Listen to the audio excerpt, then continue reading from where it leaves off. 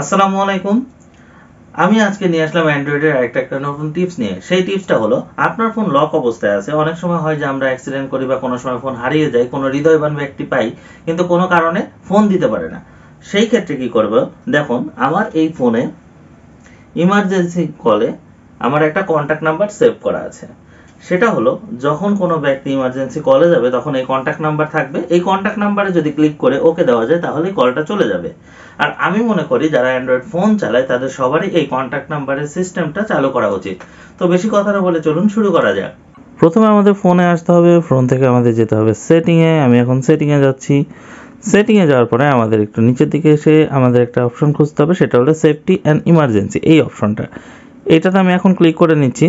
Click করার পরে emergency contact এই অপশনটাতে ক্লিক করে দিব। ক্লিক করার পরে অ্যাড ইমার্জেন্সি কন্ট্যাক্ট এই অপশনটাতে আমি ক্লিক করে দিব। ক্লিক করার পরে এখানে আপনি যে কোনো একটা কন্ট্যাক্ট নাম্বার আপনি রেখে দিতে পারেন। আমি একটা কন্ট্যাক্ট নাম্বার রেখে দিচ্ছি, ডান করে দিলাম। এখন আমি যদি ফোনটা লক করতে যাই, ইমার্জেন্সি কলে যখন যাব তখন এই যে বাবা চলে আসলো, এখানে যখন কল দিব তখন কল চলে যাবে। আশা করি ভিডিওটা আপনাদের ভালো লাগলো এবং এই ধরনের ইউনিক ভিডিও পেতে আমাদের সঙ্গে থাকবেন। আসসালামু আলাইকুম।